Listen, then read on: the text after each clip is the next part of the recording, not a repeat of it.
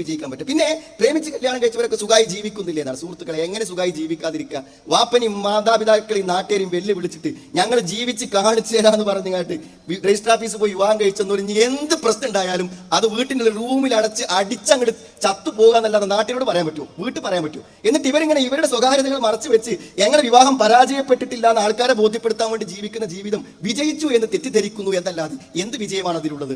അവിഹിത ബന്ധങ്ങളിൽ ജീവിച്ച ആളുകൾ എന്ത് സംസ്കാരമാണ്, എന്ത് നന്മയാണ് സുഹൃത്തുക്കളെ ഭാവിയിൽ പ്രതീക്ഷിക്കാൻ പറ്റുക? അപ്പോൾ ഞാൻ പറഞ്ഞു വന്നത്, ആ പെൺകുട്ടിയോട് പറയുന്നത്, നീ എന്ത് തെളിവുകൾ കൊണ്ടുവന്നാലും അള്ളാഹുവിന്റെ നിയമം ലംഘിച്ചുകൊണ്ട് ഒരു സമാധാന ജീവിതം ഇവിടെ സാധ്യമാകാതെ വരുമെന്നാണ്. ഒരു തെറ്റ് ചെയ്യുന്ന ഒരാളെ മാത്രമല്ല, ഒരു നിക്കാഹ് നടത്താൻ വേണ്ടി പോയി നമ്മൾ നിക്കാഹിന്റെ സമയമായി, നിക്കാഹ് ഇങ്ങനെ നടക്കാൻ നിൽക്കണം. പക്ഷെ വലിയനെ കാണുന്നില്ല, വലിയില്ലാതെ നിക്കാഹ് നടക്കില്ലല്ലോ. എത്ര ചോദിച്ചിട്ടും വലിയ ആരാ പറയണില്ല. എന്നാലും ഒരു കല്യാണത്തിന് പ്രശ്നമില്ല, അവരെല്ലാവരും ഇരുന്നു നിക്കാഹിന്റെ കർമ്മം നടക്കാൻ പോകും. അപ്പൊ അവസാനം ഞാൻ ചോദിച്ചു, ആരാണ് വലിയ? അപ്പൊ അവരുടെ കുട്ടിക്ക് വാപ്പല്ല. വാപ്പ മരിച്ചു പോയതാണോ? ഉത്തരവില്ല, മരിച്ചു പോയതല്ല. പിന്നെ വാപ്പ ഇല്ലാതെ ഗൾഫിലായതാണോ? എങ്കിൽ വാപ്പ ഒരു വക്കാലത്ത് തരട്ടെ. അവർ പറഞ്ഞില്ല. അവസാനം നിമിഷം ഇനി പറയാതിരിക്കാൻ പറ്റില്ലെന്ന് മനസ്സിലാക്കിയിട്ടായിരിക്കണം പിന്നെ യഥാർത്ഥത്തിൽ അവൾക്ക് വാപ്പയില്ല. വാപ്പയില്ലാഞ്ഞിട്ടല്ല, അവിഹിത ബന്ധത്തിൽ ജനിച്ചൊരു കുഞ്ഞ്. സഹോദരങ്ങൾ ആലോചിച്ച് നോക്കുക, ആ കുട്ടിന്റെ മനോവേദന, ആ കുട്ടിയുടെ മനോവേദന, ജനിച്ചത് മുതൽ മരിക്കുന്നത് വരെ മനോവേദന.